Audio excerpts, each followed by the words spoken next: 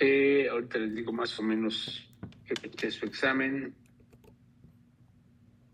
A ver, déjenme ver.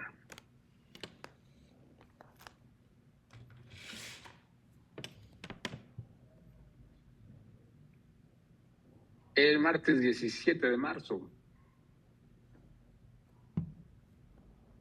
Acuérdense que el lunes es festivo, el 16, y el 17 es su examen, o sea que hoy en 2 semanas, ¿no? Más o menos. Bueno, ya checaron su Padlet y les subí el tema relacionado con lo que vamos a ver hoy, que es la enfermedad inflamatoria intestinal. No sé si lo checaron, es un PDF cortito. Y pues tiene básicamente lo esencial para hacer el diagnóstico de enfermedad inflamatoria intestinal, para diferenciar entre las diferentes presentaciones que tiene, pero sobre todo, pues, eso nos abre un panorama para lo que vamos a ver hoy, que es el tratamiento quirúrgico. Y si también, si son curiosos, vieron que tenemos un montón de temas que hemos en segunda evaluación. Y pues esta sería la segunda evaluación y después viene la evaluación final, ¿verdad? Sí, doctor. No sé cómo quieran que lo dividamos. ¿Quieren que veamos todos los temas que hemos visto en forma acumulativa o que nada más veamos los del segundo parcial o que del segundo parcial escogemos unos cuantos para no sobrecargarlos?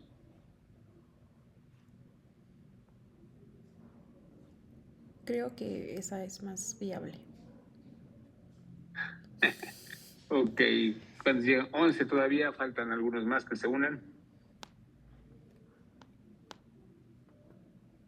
Hoy fueron al Hospital de la Niñez, creo que sí, ¿no? Ujú.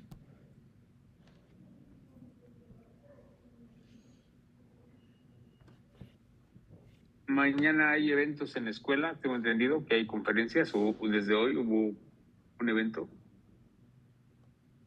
Desde el lunes. Sí, ¿Y qué tal? ¿Están asistiendo a esos eventos o no? Yo sí fui a algunas el lunes. Ok. Bueno, pues ya estamos 11, vamos a empezar porque el tema es bastante interesante. No sé si tengan inconveniente en que empecemos. Bueno, dice acá, vamos a ver, voy a compartir mi pantalla porque esto está interesante.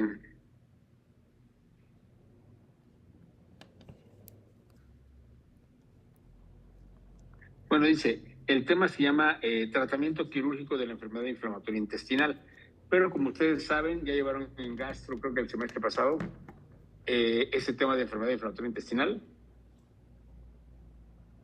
CUSI y Crohn.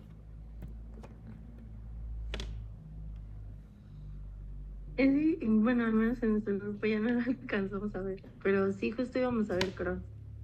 Ok, bueno. ¿Con quién llevaron la materia? Un doctor que se llama Gerardo Gerardo, no lo conozco, pero bueno. Vamos a ver parte entonces bueno, pueden leer el PDF, pero aquí voy a pasar unos aspectos. La enfermedad se llama enfermedad inflamatoria intestinal y se abrevia EII, enfermedad inflamatoria intestinal. Y es un grupo de enfermedades, no es una sola, son varias enfermedades que se caracterizan por una cosa. La etiología es idiopática, no se conoce un factor que digas, la etiología es por eso. No, realmente son un grupo de enfermedades que comparten algunas características. La primera, pues es que son idiopáticas. La segunda, son crónicas. Y la tercera, pues como lo dice la definición, se caracterizan porque se inflama el intestino. Entonces, este grupo de enfermedades nos hacen recordar que para diferenciarlas debemos recordar cómo está formado la estructura del intestino. Yo les dije, el intestino tiene una mucosa, que es la parte interna, una submucosa, que es donde van los vasos, glándulas, una capa muscular y una capa serosa. Son 4 capas las que tenemos.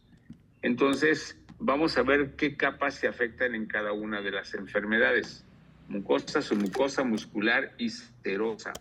Entonces, las enfermedades que comprenden el espectro de la enfermedad inflamatoria intestinal son 3. Crohn, que no es un acrónimo, así se llama, enfermedad de Crohn. La segunda es CUSI, que es colitis ulcerativa crónica inespecífica. Y hay una tercera enfermedad, que es la colitis indeterminada. Esta colitis indeterminada, si se dan cuenta, la puse en medio. ¿Por qué? Porque las dos más frecuentes son Crohn y CUSI. Y la colitis indeterminada se piensa que es una enfermedad que todavía no acaba de decantar si va a ser Crohn o va a ser CUSI. Es decir, todavía no acaba de desarrollarse. Entonces, para fines prácticos tenemos dos nada más. Cuando es indeterminada es porque no hay suficientes pruebas para decir definitivamente es Crohn o definitivamente es CUSI. Pues esas son las 3 variantes que puede tener esta enfermedad. Entonces, miren, hay factores de riesgo para presentar esta enfermedad. Podemos estar seguros de que la gran mayoría de las enfermedades de este tipo se presentan en países desarrollados, o lo que se llama países de primer mundo. Por lo tanto, en la mayoría de los casos se da en personas que son de raza blanca. Obvio, no estoy diciendo con esto que no se pueda presentar en México, porque es un país en vías de desarrollo, o porque aquí la gran mayoría no es de raza blanca. Sí se presenta y se presenta pues con relativa frecuencia.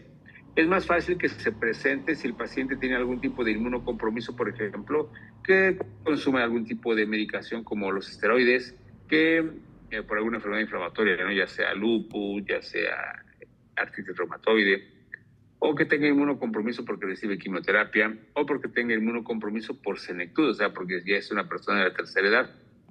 Otro factor de riesgo pues son los antecedentes de los familiares. Si tu papá, tu mamá, tu abuelito desarrolló esta enfermedad, aguas, porque a lo mejor tú tienes un factor de riesgo.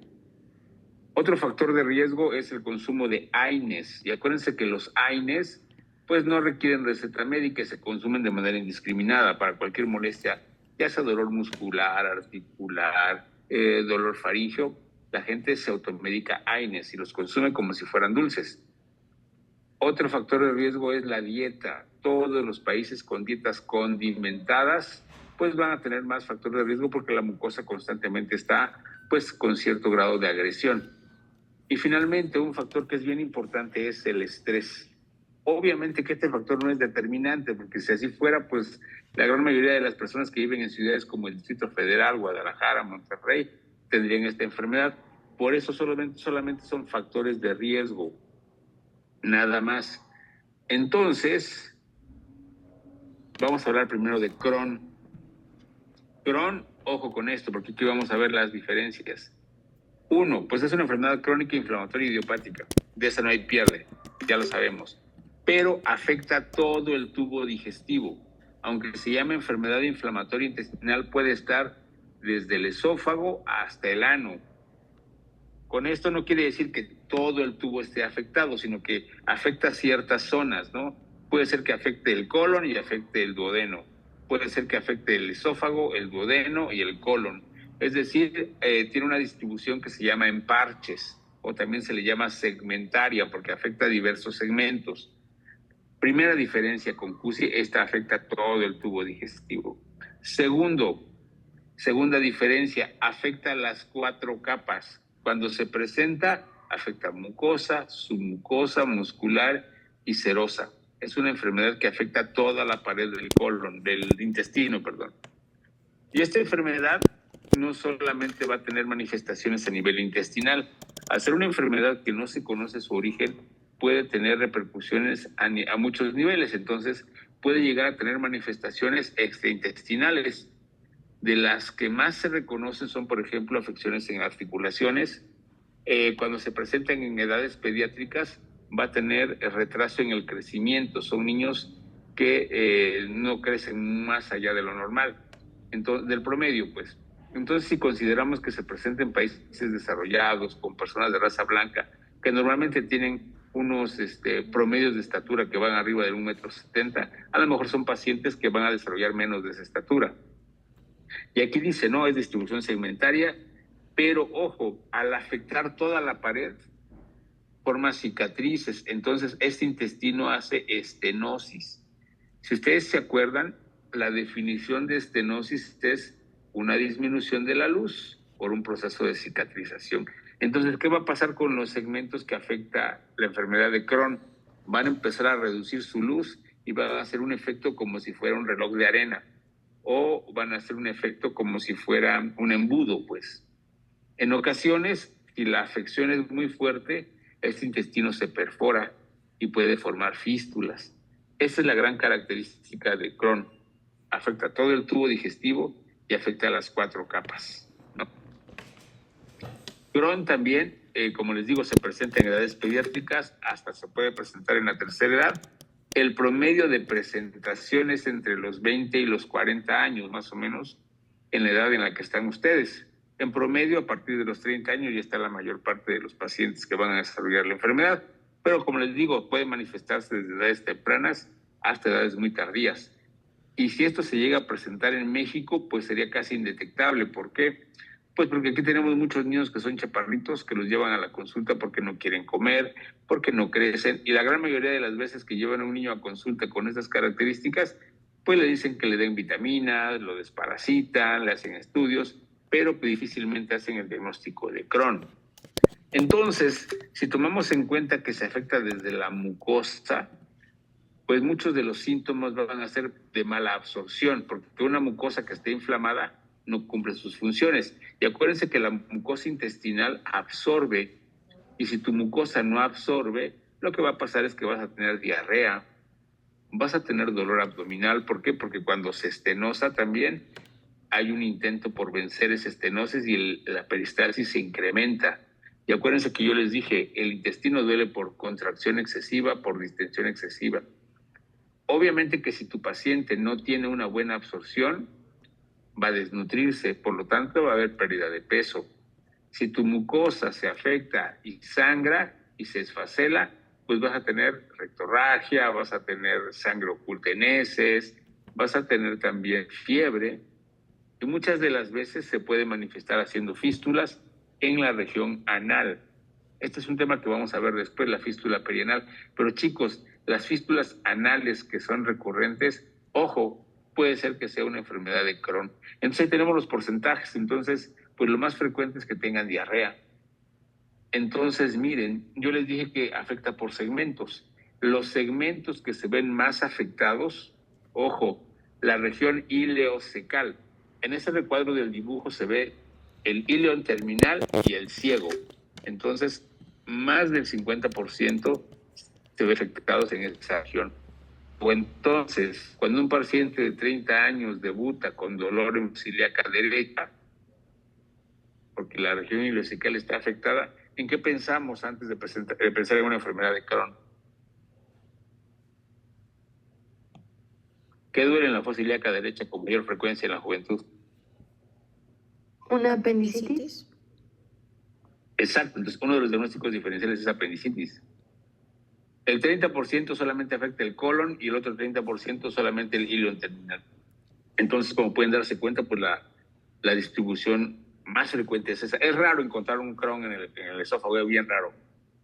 Entonces, si se presenta en la región ileocecal, pues lo más frecuente es que sea dolor. Si tenemos estenosis, pues se forma una inflamación, una masa, y por eso muchas de las veces no sabemos qué es Crohn hasta que lo paramos del apéndice. Otra cosa, cuando afecta nada más el colon, pues la mucosa que no absorbe da diarrea y da sangrado. Pero si nada más se afecta el ileón, que sería muy raro, 30%, pues nada más tendremos distensión después de comer, que es postprandial, pues, o el dolor, ¿no? Y náusea. Entonces, cuando se presenta en etapas pediátricas, a los niños se les quita el hambre, los niños tienen diarrea, se desnutren, están bajos de peso, por lo tanto, pues van a tener poca energía y son niños que pues no aprenden, no juegan, y son niños que van a ser tratados por muchas enfermedades. Incluso una de las manifestaciones, aquí lo dice, pues es alteraciones en las articulaciones, la piel se torna reseca, quebradiza, entonces son niños que la van a pasar muy mal. Incluso puede haber algo que se llama uveitis, que es una inflamación de la uvea a nivel ocular. Entonces sí hay enfermedades como esta que son raras, pero más raras son cuando se presentan en la infancia. Entonces, miren, lo que nos va a llevar a nuestro tema es esto. Las formas de prestarse es con inflamación, con estenosis o con fístulas. Ojo con esto, porque de esto se trata nuestro tema. ¿De qué va a depender que se presente con esta severidad? Pues va a depender mucho de la edad del paciente, si se presenta desde etapas tempranas o tardías, o sobre todo de la extensión que tenga, qué tantos segmentos se comprometan. Entonces, miren, de las enfermedades, o de las manifestaciones intestinales, aquí tenemos estas, ¿no? Artritis, fracturas, son gente que tiene fracturas patológicas que brinca de un escalón y se fractura, son enfermedades bastante raras. Entonces, las complicaciones que tiene un paciente con Crohn, pues es que de repente tenga una perforación intestinal. Muchas de las veces llegan pacientes a urgencias con datos de perforación intestinal, los operas y dices, pues tiene una perforación en la región ileocecal, y ahí les va. Enfermedades que son más frecuentes y que perforan la región ileocecal son, ojo, salmonela. Aquí en México tenemos un montón de casos porque la salmonela se asocia a nivel socioeconómico bajo. La tuberculosis también. Tercer lugar, la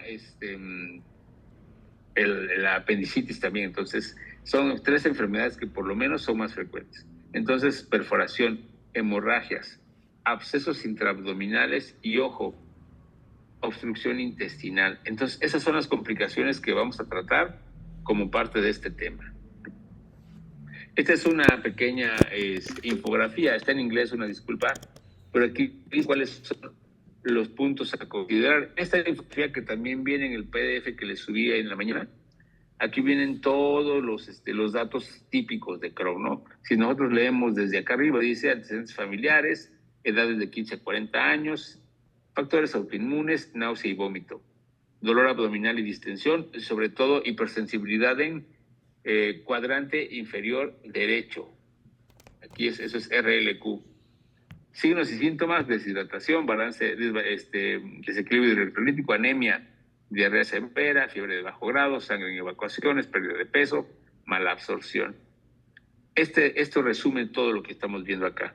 Entonces, la enfermedad de Crohn es una enfermedad que es crónica, es incómoda y los síntomas son bien frecuentes. Hay personas que, pues, tienen que vivir con esto. Entonces, Crohn es lo que acabamos de ver. CUSI, ¿qué es CUSI? Por las siglas, colitis ulcerativa crónica inespecífica. Y ahorita vamos a ver cuáles son las diferencias. Perdón que me regrese. Ok, esta es crónica, es inflamatoria, es idiopática. ¿Qué la diferencia de Crohn? Bueno, CUSI, como lo dice su nombre, solo afecta el colon, nada más. Entonces, Crohn afecta todo el tubo digestivo, CUSI únicamente colon. ¿Cuál es la segunda diferencia que la hace especial? Bueno, yo les dije, Crohn afecta a las 4 capas. CUSI solamente afecta mucosa y submucosa, nada más. Pero al momento de hacer el diagnóstico vamos a ver que algunas manifestaciones se parecen. Epidemiológicamente, igual, países de primer mundo, la raza judía es la que se ve más afectada, curiosamente. Entonces, si conocen un judío, aguas, porque puede tener CUSI. Y hay factores que estadísticamente se consideran protectores, como cuáles. Bueno, pacientes que se han operado de apendicectomía, se ve que presentan menos riesgo. No es que yo les diga, opérense del apéndice y no les va a dar CUSI, no. Pero se ha observado que en poblaciones extensas donde hay CUSI, los menos afectados son los que ya se quitaron el apéndice por alguna razón. Otro factor que se considera protector es que esta enfermedad se ha observado que se presenta menos en aquellas mujeres que consumen hormonales orales.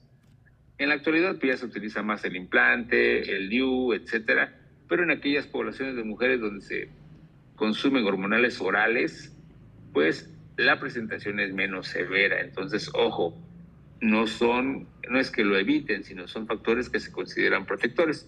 Entonces, miren, esta es la gran diferencia. Crohn afecta todo el tubo digestivo por segmentos, CUSI afecta únicamente colon. La otra, Crohn afecta las 4 capas, CUSI, mucosa y submucosa nada más. Si ustedes hacen una endoscopía por abajo y ven el colon, la imagen de la izquierda de ustedes es un CUSI, porque se ve cómo tiene el colon úlceras. Está plano, pero tiene úlceras. Y si ustedes ven la otra imagen, la del lado derecho, se ve como si estuviera empedrado. Incluso la luz del intestino se va haciendo pequeña. Ese es un Crohn. Entonces, por eso es que las diferencias son importantes. CUSI no va a perforar el intestino porque afecta mucosa y submucosa. Crohn sí lo puede perforar y forma estenosis, forma fístulas. Por eso es que cuando hablemos del tratamiento quirúrgico, es bien diferente el tratamiento quirúrgico para cada una de ellas. Entonces, ojo con esto, fíjense bien. CUSI solamente afecta a mucosa y submucosa por células inflamatorias, porque el nombre de la enfermedad lo dice. Es una enfermedad inflamatoria. Forma pequeños abscesos, pero tiene erosiones que nada más afectan mucosa y submucosa. No tiene fístulas. Y ahí vemos en este pequeño esquema que les puse cómo nada más afecta lo que está en esta llave. Afecta a la mucosa y la submucosa. La muscular la respeta. Entonces, este paciente, ¿qué manifestaciones va a tener? Pues si afecta la mucosa va a tener diarrea. Si forma úlceras va a tener sangrado. Ocasionalmente puede tener fiebre, pero no va a tener estenosis. O sea, es decir, este paciente nunca va a manifestar datos como oclusión intestinal. Si el intestino no se perfora, no va a presentar abscesos como los presenta Crohn. Entonces, ese es un factor que lo hace diferente. Luego, entonces, los síntomas, como dice acá, diarrea con moco y con sangre. Hay ocasiones en que cuando un paciente llega a la consulta, o cualquiera de ustedes que reciba un paciente en su consultorio que dice, tengo diarrea con sangre y con moco, ¿qué enfermedades que tenemos aquí en México de manera frecuente nos dan diarrea con moco y sangre?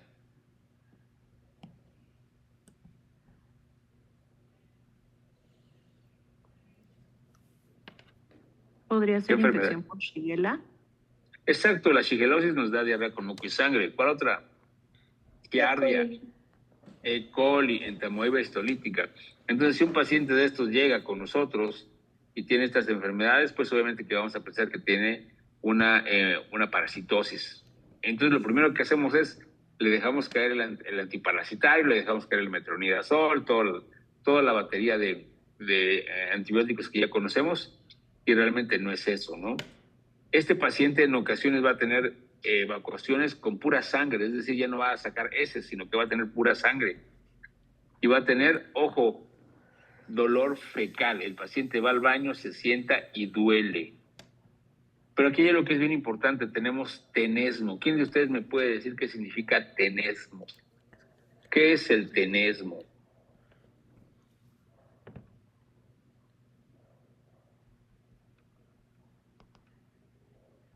Todos en algún momento lo han tenido. Pues es Es cuando... Sí, les escucho. ¿Quién primero? Es cuando hay como sensación constante de querer como ir a evacuar. Podría ser, pero no. Hay dos cosas. Una cosa es el pujo y otra cosa es el tenesmo. Pujo, vamos a empezar. Pujo, esta enfermedad no tiene pujo, pero mucha gente piensa que el pujo es el esfuerzo para orar. Bueno, eso viene del verbo pujar, ¿no? No es lo mismo pujar que la palabra o el síntoma pujo. El pujo es ese cólico que tenemos cuando sabemos que tenemos que buscar un baño. Eso es pujo. Y hay gente que tiene pujo, va al baño y no saca nada. Eso es pujo. Tenesmo, el tenesmo es después de la evacuación. Tú vas al baño, evacúas, te aseas, te levantas y te queda esa sensación como de que quieres seguir evacuando, pero ya no sacas nada. Entonces, diferencia entre pujo y tenesmo es que pujo es antes de la evacuación y tenesmo es después de la evacuación. Entonces, eso se llama tenesmo rectal. ¿Existen otros tipos de tenesmo? Sí, fíjense que existe el tenesmo urinario. Tú vas al baño, orinas y sientes como que tienes ganas de seguir orinando, pero ya no sacas nada. También se llama tenesmo. Y eso se presenta en infecciones urinarias o en el prostatismo en los hombres, ¿no? Pero que en este caso estamos hablando de CUSI. Entonces, clínicamente tu paciente va a llegar con CUSI porque tiene diarrea con moco y sangre, y son diarreas que son bastante prolongadas. Hay una teoría, fíjense, hay una teoría que se llama gradiente norte-sur. La teoría gradiente norte-sur nos habla, entre otras cosas, en que si tú vives aquí en México y migras hacia un país del norte, un país desarrollado, Estados Unidos, Canadá, puedes llegar a desarrollar la enfermedad por el tipo de alimentación y también por la forma en que los rayos del sol llegan a esa zona del planeta. Y eso hace que cambie la alimentación, que cambien algunos factores importantes. A eso se le llama gradiente norte-sur. Entonces, personas que han vivido en Estados Unidos, en Canadá mucho tiempo y regresan, puede ser que regresen ya con esta enfermedad en fase de desarrollo. Entonces, imagínate que tú recibes un paciente que acaba de regresar a Estados Unidos, que estuvo trabajando 15 años y llega con fiebre, diarrea, con moco y con sangre que no se le quita con nada. ¿En qué piensas antes de pensar en una enfermedad inflamatoria intestinal? Pérdida de peso también.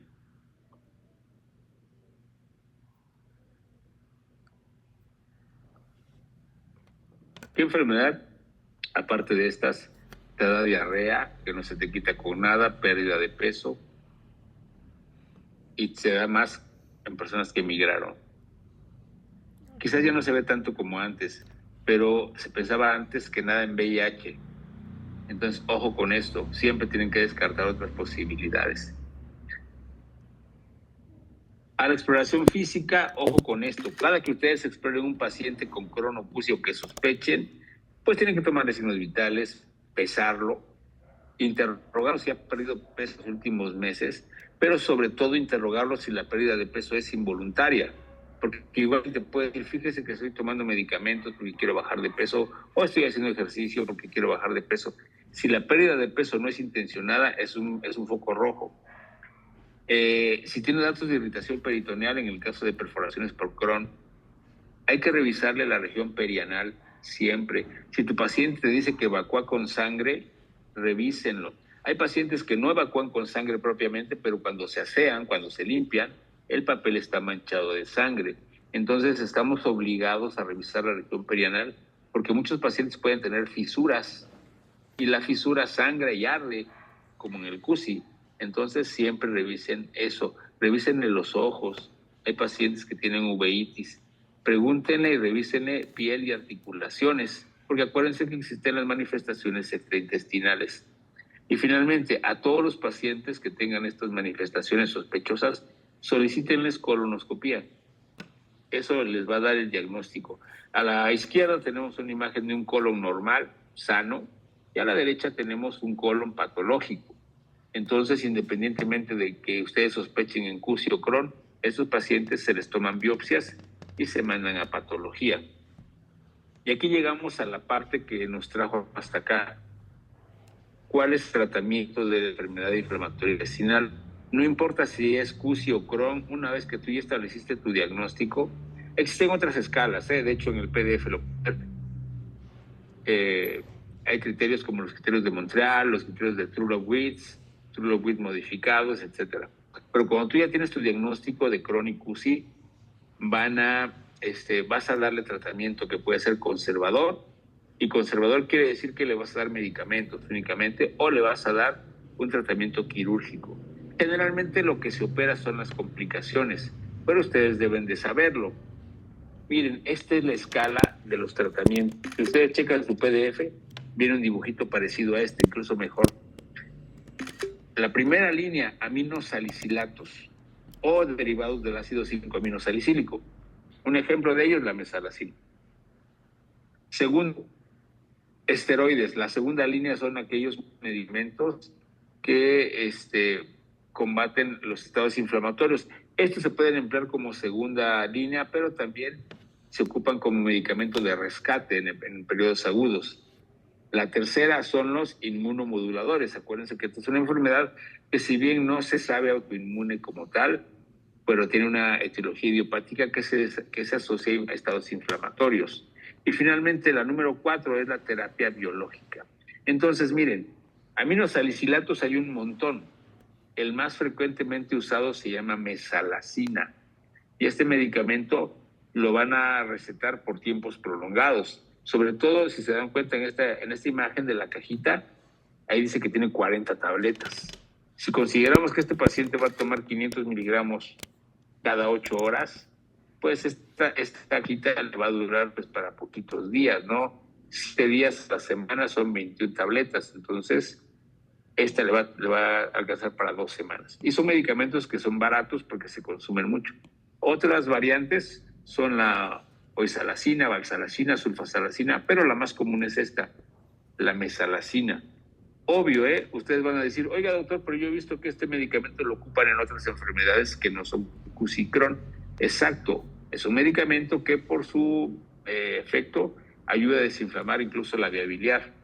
Se ocupa para muchas enfermedades. En este caso es la primera línea de tratamiento. La segunda línea son los esteroides. Aquí tenemos una enorme ventaja.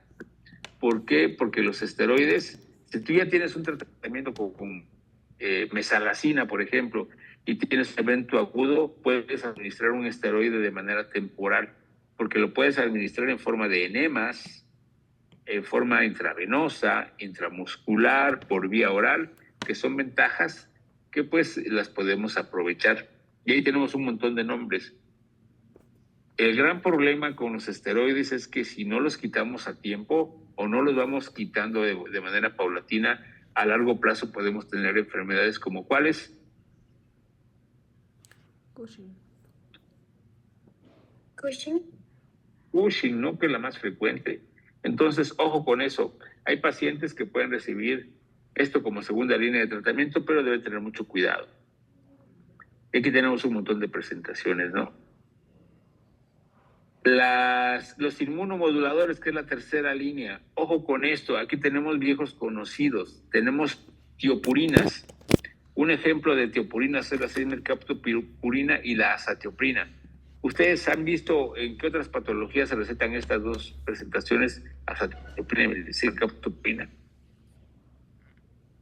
¿Tienen pacientes o conocidos que tengan lupus o que tengan artritis reumatoide? No, pues esas son las indicaciones. Son inmunomoduladores, aquí lo dice el nombre, regulan la respuesta inmune, ¿sale? Los inhibidores de la calcineurina, un ejemplo es la ciclosporina. Y les voy a decir en qué damos esto. Si tú trasplantas un paciente y le das un riñón, por ejemplo, lo operas porque puede tener insuficiencia renal, le donaron un riñón, ese paciente tiene que tomar medicamentos para que su cuerpo no rechace ese trasplante. Y le damos ciclosporina de manera crónica. Entonces, igual aquí, en la enfermedad de Crohn o en el CUSI, podemos darle ciclosporina, que es un inhibidor de la calcineurina. O le podemos dar metotrexato, que es un inmunomodulador también. Y este metotrexato también se utiliza en artritis reumatoide, por ejemplo. Todas las enfermedades autoinmunes pueden ser susceptibles de ser tratadas con este tipo de productos. Esta es la tercera línea. Y finalmente, tenemos la terapia biológica. Aquí generalmente tenemos medicamentos que son como última frontera, cuando el paciente ya no puede tolerar los demás medicamentos, ya perdieron efecto. Y este tipo de productos se caracterizan porque son antifactor de necrosis tumoral alfa. Y uno de los nombres, hay muchísimos nombres, los más populares son infliximab, adalimumab, y uno de los más nuevos es el certolizumab. Y no sé si ustedes se acuerdan, a lo mejor no lo recuerdan porque estaban muy chavos todavía, pero cuando el COVID, antes de que se desarrollaran las vacunas, a muchos pacientes les dieron tratamiento con estos productos porque querían combatir el estado inflamatorio. Acuérdense que los pacientes de COVID pues fallecían, les daban neumonía obviamente, pero fallecían por una respuesta inflamatoria severa. Entonces a muchos pacientes les dieron este tipo de productos. Entonces, una de las desventajas que tienen estos productos es que son sumamente caros, la terapia biológica.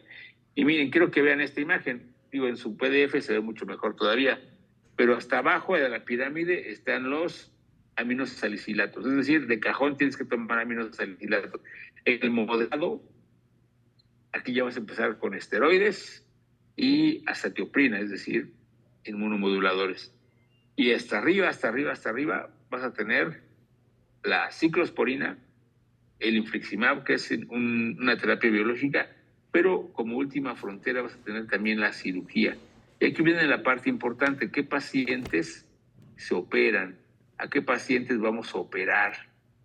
Bueno, no se operan todos. Se operan aquellos, uno, que ya presentaron complicaciones, o dos, que a pesar de que llevan un buen tratamiento, a pesar de que tienen una dieta, no pueden mejorar sus síntomas, o la calidad de vida definitivamente es mala. Y aquí les voy a presentar algunos. Miren, acuérdense que Crohn, ojo, vamos a empezar con Crohn. Crohn se presenta en la región ileocecal, afecta el colon y afecta el ilion terminal con mayor frecuencia. Entonces, las complicaciones que tiene Crohn son inflamación, estenosis o fístulas. Entonces, cuando tenemos inflamación, pues no es tanto el problema, porque puedes darle un inmunomodulador, terapia biológica, etcétera, y desinflar. El problema está cuando ya hay estenosis. El problema está cuando tienes fístulas. Entonces, acuérdense que si un intestino se estenosa, se cierra, ¿qué le podemos ofrecer? ¿Qué le podemos hacer a ese intestino?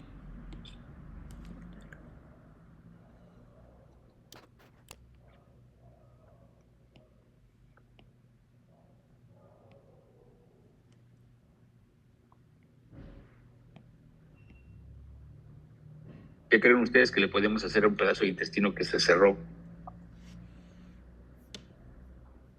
Ponerle un balón. Ponerle un balón de dilataciones. Dices, fíjate que puede ser una opción. Sin embargo, como es un proceso inflamatorio, es bien fácil que se pueda complicar con, por ejemplo, que se rompa. Tampoco se le pueden poner stents.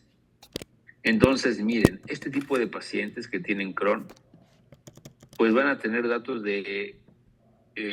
van a tener datos de oclusión intestinal. Porque al principio se va cerrando levemente hasta que de plano se cierra, y son pacientes que llegan a urgencias. Hay pacientes que nunca se enteraron que tenían Crohn hasta que llegan a urgencias y pensamos que es una apendicitis y los operamos.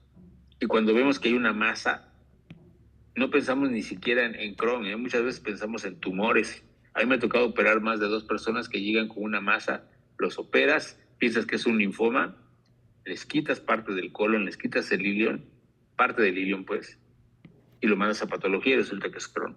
Entonces, si tú ya sabes que tu paciente tiene Crohn, que ya le has dado tratamiento y de repente llega con datos de oclusión intestinal, le haces un estudio y observas que está estenosado, puedes hacer varias cosas. Miren, este señor que está aquí, el doctor Jan Mikulix Radecki, así se apellida Mikulix, desarrolló una técnica que se llama la técnica de Mikulix. Y este señor decía, al intestino no hay que cortarlo, al intestino lo podemos moldear. ¿Y qué es lo que hace este señor? Bueno, dice acá, él, si esta parte que tenemos aquí en la línea está estenosada, está cerrada, lo cortas longitudinal y lo unes transversal. Es decir, haces una plastía, se llama plastía de Mikulix. Y si se dan cuenta, el resultado final que está a la extrema derecha de su pantalla, se amplía esa zona.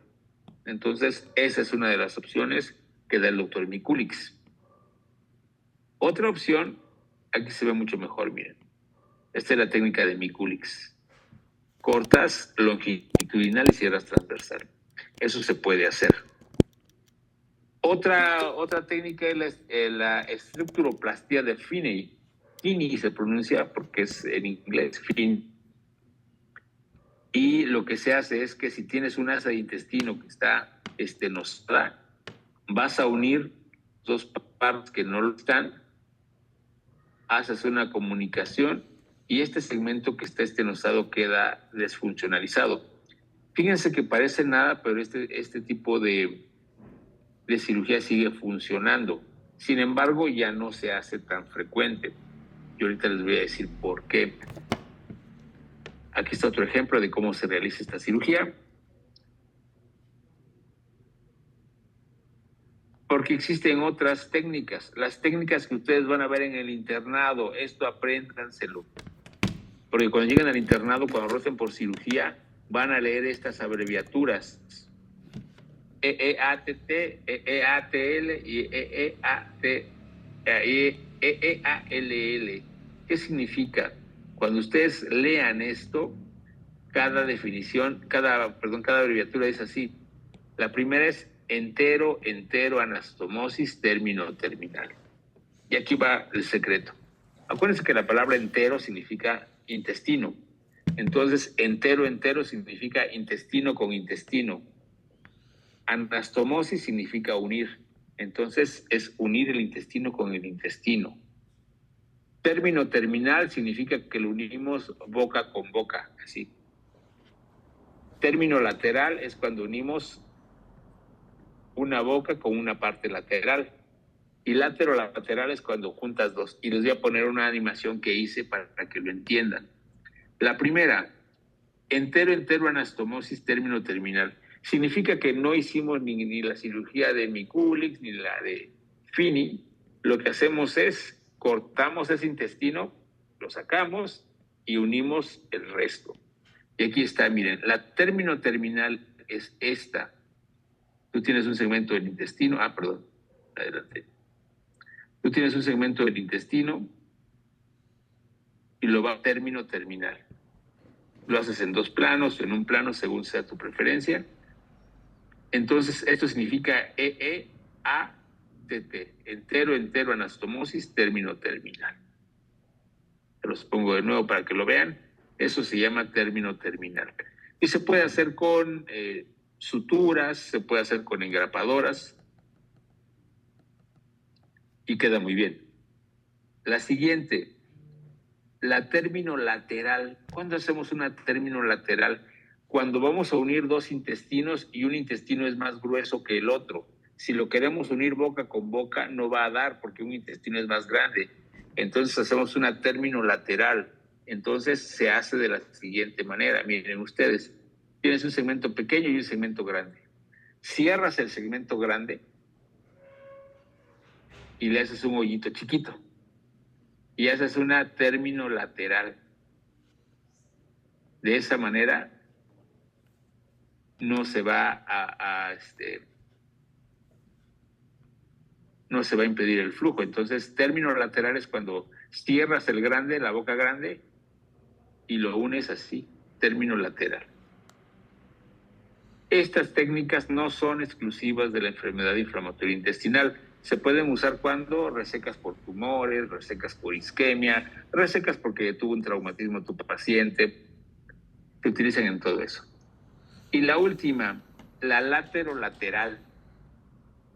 ¿Cuándo hacemos una laterolateral?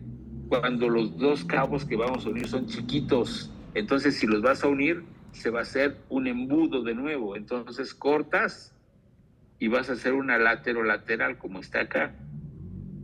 Cierras los dos cabos distales y unes lado con lado, para que de esa manera, pues, puedas hacer una incisión y una boca amplia. De esa manera, pues, la cantidad de líquido que va a pasar por ahí, pues, es bastante. Entonces, esta se ocupa para cuando los dos cabos son pequeños, lateral.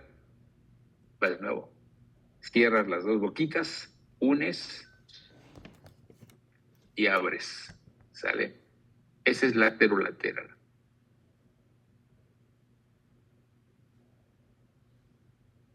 Ok.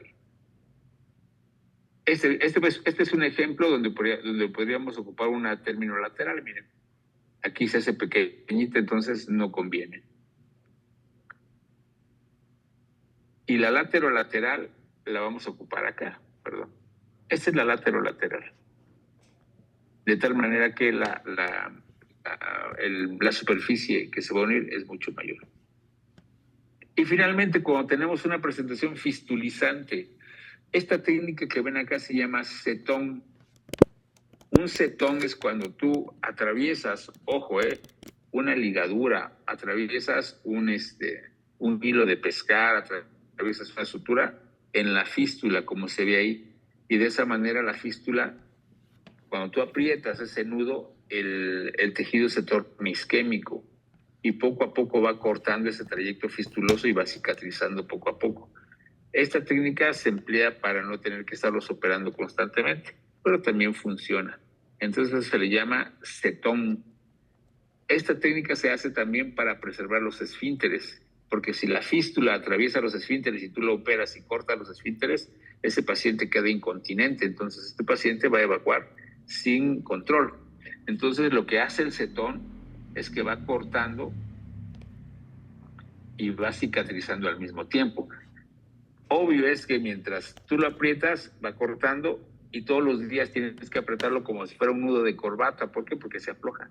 Entonces sí es incómodo para el paciente, pero pues es bastante efectivo. Este es un esquema que dice, ojo con esto, cómo puedes utilizar estas técnicas. Esto no me interesa tanto que ustedes se lo aprendan, no porque no deban conocerlo, sino porque a lo mejor no van a tomar las decisiones que dice acá. Por ejemplo, aquí dice, si la estenosis es menor a 4 centímetros, si es mayor a 4 centímetros, qué técnica le vas a poner, realmente no tiene gran trascendencia para ustedes. O incluso, ¿no? Aquí dice, ¿tienes enfermedad de Crohn? ¿Cuáles son las anastomosis que vas a hacer? Pues realmente este esquema lo puse porque quiero que sepan que realmente las decisiones se toman de esa manera. O sea, tú vas a valorar qué técnica le vas a hacer dependiendo de qué tan comprometido esté el intestino o qué tan estenosado esté. Y ustedes me dirán, oye, doctor, ¿y qué le hacemos al CUSI? Porque el CUSI pues no tiene estenosis. El CUSI no se perfora, pero el CUSI sangra como si no hubiera mañana. Y los pacientes pueden llegar en estado de choque, les puede ir muy mal a los pacientes de CUSI. ¿Qué hacemos en CUSI? Si ya no responde al tratamiento con inmunomoduladores, terapia biológica, no queda otra que quitar el colon, ¿sí? Yo sé que suena medio chistoso lo que voy a decir, pero dicen que muerto el perro se acabó la rabia. Si tu enfermedad es en el colon, pues quitas el colon y se acabó. Entonces, algo que se hace es esto, la proctocolectomía. Ojo, proctocolectomía significa que vas a quitar el recto. Entonces, lo que vas a hacer es una unión entre el íleon terminal y el ano. A eso se le llama ileo-ano-anastomosis. Y se hace un reservorio en J. ¿Por qué? Ahí va. Se hace esto, miren. Se dobla el intestino, se une, y es lo que anastomosamos al ano. ¿Por qué hacemos esto?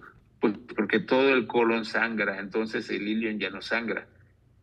Y hacemos este reservorio en J para que quede como una bolsita, para que haga el efecto de la ámpula rectal. Pues ustedes dirán, pues qué chido, desde el inicio hay que hacerle una proctocolectomía, colectomía total. ¿Cuáles creen ustedes que sean las desventajas de no tener colon?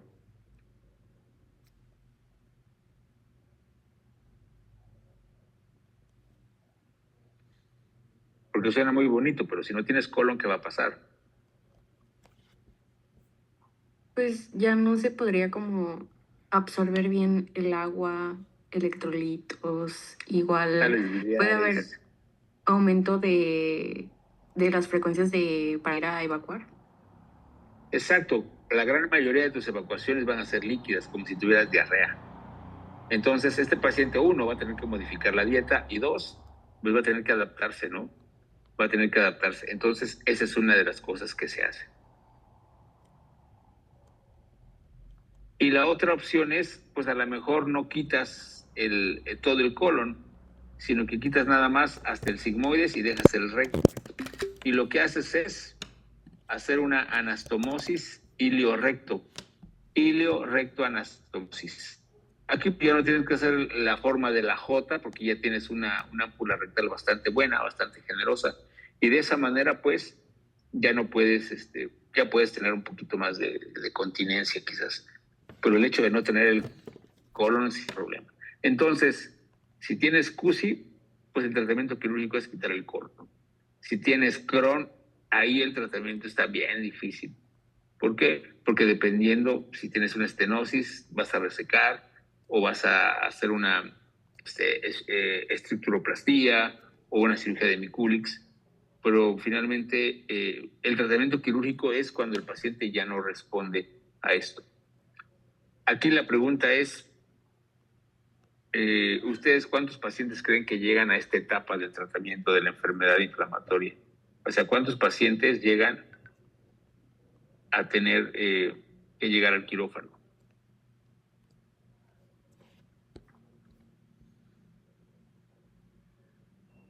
¿Qué porcentaje? Pues a eso me refiero.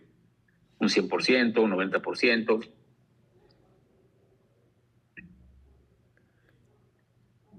¿80? No, fíjense que no, realmente son como el 15%. La gran mayoría de los pacientes llegan a tener un tratamiento. ¿Ustedes conocen gente que haya padecido enfermedad como enfermedad inflamatoria intestinal? O no, hay un youtuber, un influencer muy conocido que se llama MrBeast. Creo que se llama MrBeast.